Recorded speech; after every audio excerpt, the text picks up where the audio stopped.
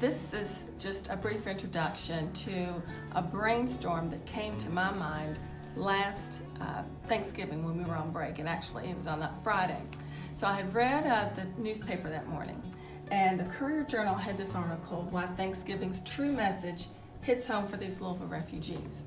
And as I read it and looked at the photos they had of the families and the kind of foods that they bring together, I thought about how much food unites us. Whenever we have food days at school, students are excited about it. It gives us a whole new energy. When we have faculty meetings, when we have food, it lightens the mood, and we kind of have a different tone about our work.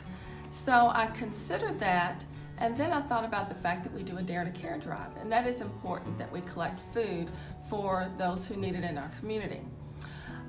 Knowing that, and then also realizing that Dare to Care was started in Louisville because a little boy died of malnutrition in our city.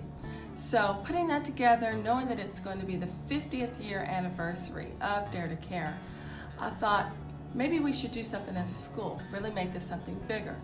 I sent Heather Anderson a long email just about my thoughts at the time, just brainstorming.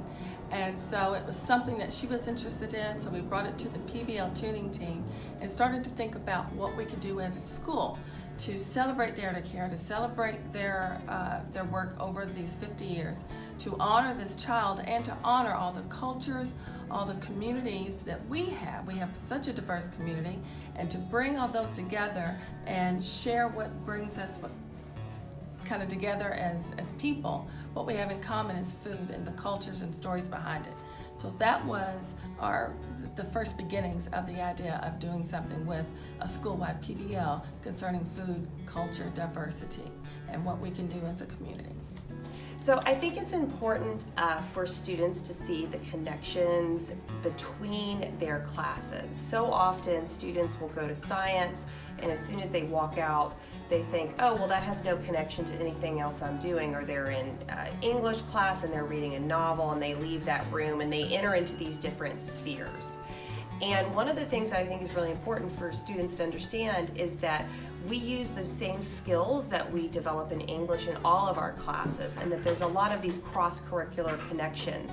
Math and science are very related to each other, and I want them to understand that the math that we're learning can be applied in science class, can be applied when they're doing business or finance, and that those same reading and annotating and deconstruction strategies that they learn in English, they can also apply when they come to analyze a mathematical problem. So I think one of the really nice benefits of doing a school-wide PBL is that it makes students see those connections in between their classes.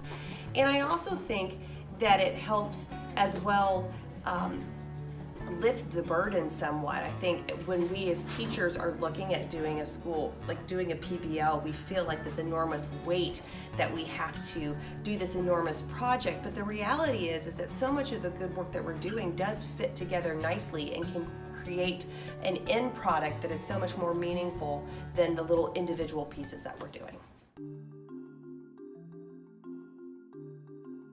Working with different grade levels here at Brown helps build like a family, and it's helped me become more patient and learn different ways to teach someone younger or older than me something that I understand that they might not. I think it would be good to do a school-wide PBL because it improves the experience of every grade. Everyone will have the same experience, and it'll also connect all the grades together. It can also help just like a project. Projects always help, so good for experience. Say like if you're a younger grade, this could help you later on in say like 5th grade when you have to do your defense.